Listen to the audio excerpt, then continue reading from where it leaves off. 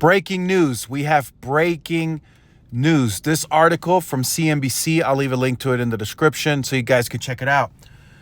So Elizabeth Warren sounds alarm on T-Mobile US Cellular deal with Justice Department. Sounds familiar, right? These were some of the same senators that were also against the Sprint and T-Mobile deal. So T-Mobile has been down this road before. They know exactly. I mean, they probably hired or have the same lawyers on board that they fought with in court during the Sprint and T-Mobile deal.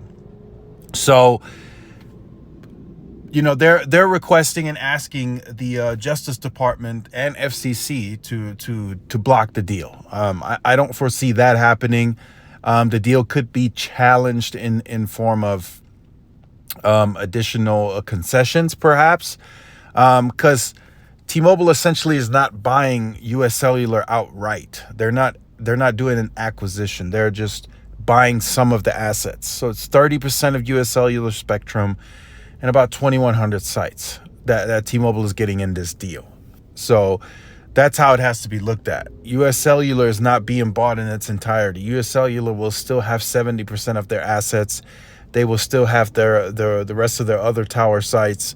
It's just T-Mobile is buying a good chunk of the assets.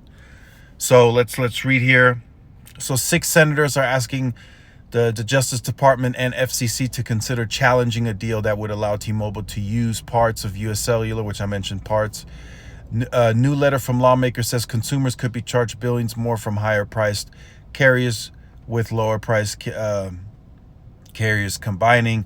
Lawmakers are also asking the Justice Department to consider unwinding the merger of T-Mobile and Sprint. So unwinding the merger is not going to happen. I mean, this thing is almost 5 years in. That's just not realistic. And again, T-Mobile's only buying parts of US Cellular. US Cellular, they can still operate after this part of the acquisition is done. Now, if they sell their other assets, I mean, that's up to them. But for now, they're only selling part of the company, as we saw in the deal that was announced back in May. So additional consolidation in the market would have far-reaching effects, reducing choices for consumers, further concentrating wireless spectrum holdings, and potentially leading to higher prices and other harms for consumers across the country. So that's the senator's lead argument there. Like I said, US Cellular still would retain 70% of their assets. T-Mobile would get 30%. Again, it's really how you look at it. Would you rather have more competition at greater scale? Maybe you will pay a little more. You know, it probably will. You know, I'll be honest here. But you'd have more options and competition at scale.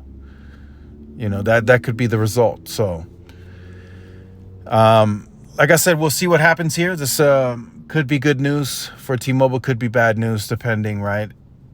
This could speed up the review now that this is in front of the FCC, right?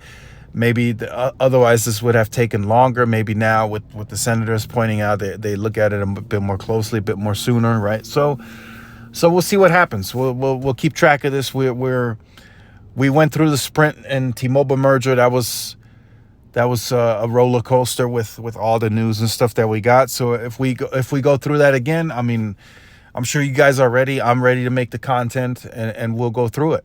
So let me know your thoughts on this in the comments. Like, share, subscribe if you're new. Follow my social media outlets. This is Tyrone with Tech Live. See y'all in the next one. Peace.